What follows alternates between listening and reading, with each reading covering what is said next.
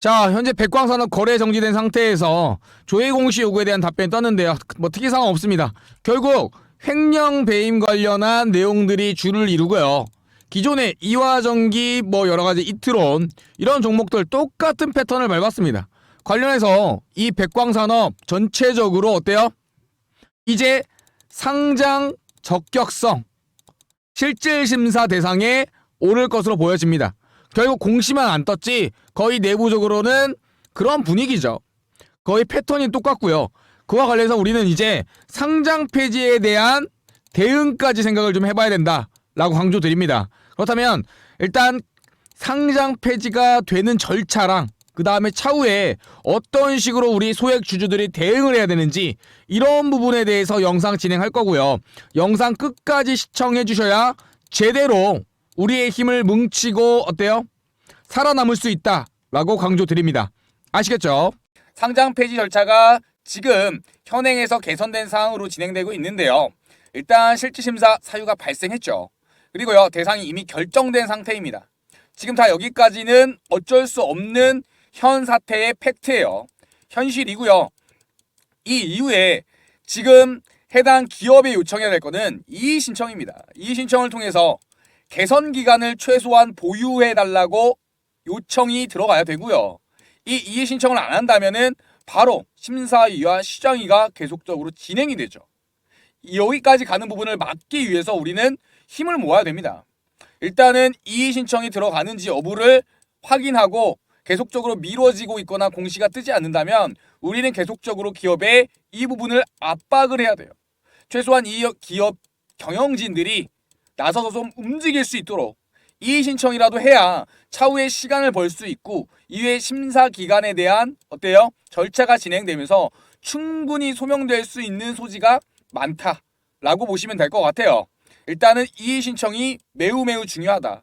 그래야 감사 보고서가 거절이 난 부분도 다시 한번 수정해서 제출할 수 있고 이의 신청을 통해서 개선 기간을 부여받으면 심사위에 넘어가기 전에 깔끔하게 해결되기 때문입니다. 아시겠죠? 그와 관련해서 지금 상장 폐지 절차 한번 알아보면 현재까지는 어때요? 예, 이 상태입니다. 여기에 넘어가기 전에 우리는 이의 신청을 다시 한번 압박을 해야 된다. 그래야 바로 상장 유지 결정이 나면서 거래가 재개되기 때문입니다. 하지만 기업에서 이의 신청도 제대로 하지 않는다면 기업 심사위와 그 다음에 거래소 심사위를 거쳐서 계속적으로 이러한 심사 단계를 거쳐야 되기 때문이죠. 여기까지 가려면 정말 많은 시간도 소모되고요. 지금 사놓은 주식도 제때 처리하지 못하고 거래가 되지 않아서 답답한 기간들이 계속될 겁니다. 지금 상장 폐지 절차 핵심적인 부분만 보면요. 지금까지 이 유예 기간이 지정되기 전까지의 이의 신청 이 부분이 매우 중요한 포인트라는 것을 알 수가 있습니다. 우리나라 말에 이런 말이 있죠. 가래로 말 거를 뭘로 못 막는다. 뭘로 막을 걸 뭘로 못 막는다. 지금은 이 유예 기간이 지정되도록 어때요? 주주들이 압박을 해야 될 시기라고 보여집니다. 그와 관련해서 이의 신청을 하면은요. 개선 기간도 부여가 되고요. 개선 기간. 그 다음에 이의 신청 이후에 기업 심사위와 거래소 심사위 1차, 2차 거치게 되어 있는데 이때 시간도 많이 벌 수가 있어요. 한 번에 상장 폐지가 되진 않는다. 하지만 이런 절차를 통해서 기업이 적극적으로 나서야 된다. 그러려면 압박할 수 있는 건 주주밖에 없습니다. 주주들이 이제 스스로의 권리를 찾아야 된다라고 다시 한번 강조드립니다. 기존에 상장 폐지 위기에 처했던 제약주들 사례 보면요. 이렇게 소액 주주들이 경영진을 압박함으로써 어때요? 경영진이 계속적인 이의 신청과 적극적인 대응을 하면서 거래 재개됐던 사례들이 매우 많습니다. 이러한 사례처럼 되는 게 우선은 급선무겠죠. 그와 관련해서 소액주주 지원센터라는 부분들에 대해서 제가 법률 자문을 받았고요. 이 법률 자문을 토대로 기존에 나왔던 거래가 재개됐던 이 사례를 바탕으로 어때요? 지금 갖고 있는 종목들도 거래 재개가 될 수 있도록 하루빨리 압박하고 그 다음에 법률적으로 다시 한번 지원을 나서야 되는 상황입니다.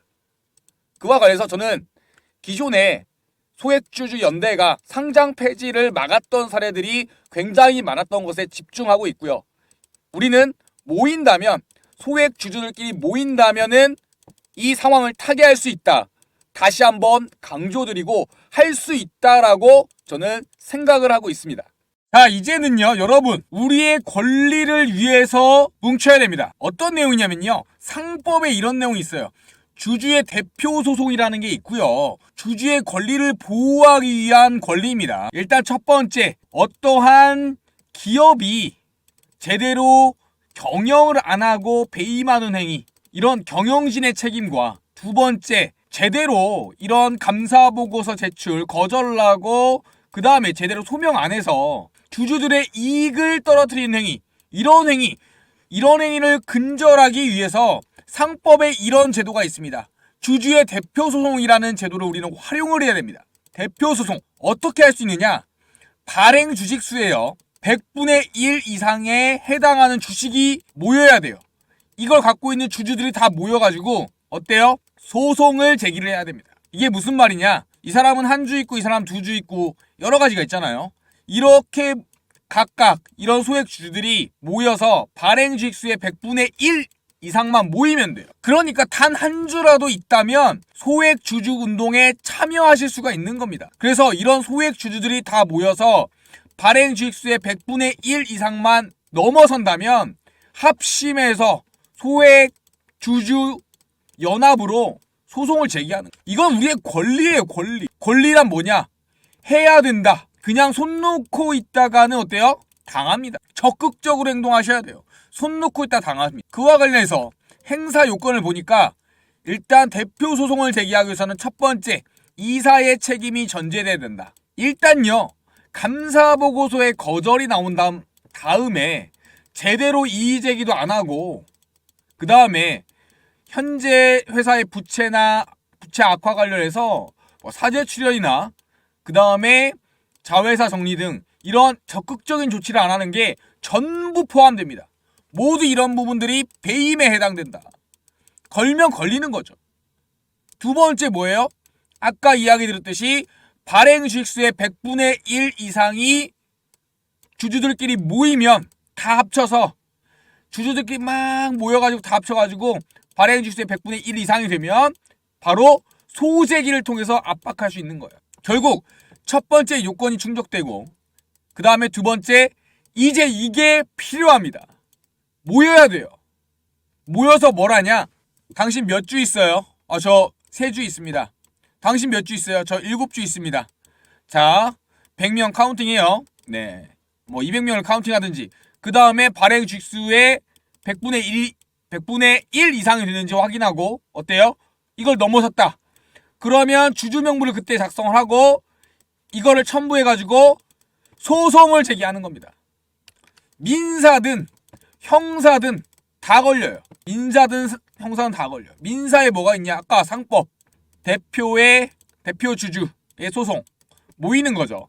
형사는 뭐냐? 경영진의 배임행위. 이렇게 둘 다 걸어버리는 거죠. 그래서 이런 사례들이 어떤 식으로 예전에 나와 있었냐? 작년, 재작년 여러 가지 사례가 있죠. 대략적으로 이 소액주주 운동을 통해서 회사들이 자구책을 내거나 이의제기 신청해서 다시 감사보고서 받는 경우가 무려 70% 이상이었습니다. 한마디로 소액주주들끼리 뭉쳐서 해낸 거죠. 우리도 이러한 사항들에 부합되게 일을 지금 진행을 해야 됩니다. 그러니까 뭉쳐서 서로 몇 주 있는지 확인을부터 해야 돼요.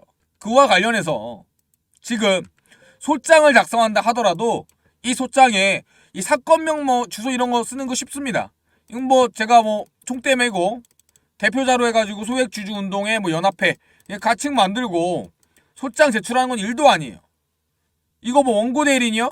변호사 그냥 200에서 500 사이 주고 나중에 20% 떼준다고 한 다음에 어떻게 해요? 선임하고 이것도 일도 아닙니다.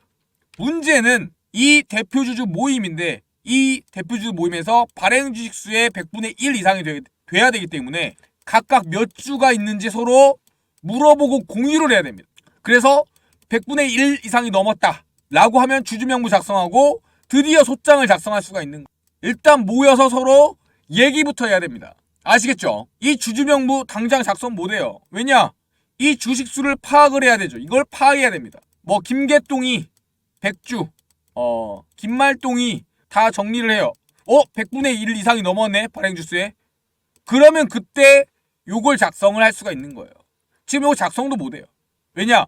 보유 주식수가 지금 다 모여야 하기 때문에. 주주명부 작성하는 거, 뭐 소재기 하는 거 일도 아닙니다. 그냥 변호사 맡기면 1시간 만에 그냥 깔끔한 게 나와요. 대신에 그걸 하기 위해서 가장 중요한 거, 주주들끼리 단합이 돼야 된다. 모여서 보유 주식수를 공유를 해야 된다. 우리가 할 거 보유하고 있는 주식수에 공유를 해야 된다. 다시 한번 강조드립니다. 그래야만 요건에 발행 요건에 부합하죠. 그래야 요걸 할 수 있는 거예요. 주주명부 작성하고 소재기하고. 지금 단계는 모여서 서로 공유해야 된다. 강조드립니다. 자, 이제는요, 뭉쳐야 합니다. 뭉쳐야 살고 흩어지면 죽습니다. 그와 관련해서 뭉치기 위해서 이 소액주주들을 위한 공동대응 정보 공유방 현재 만들어 놨고요.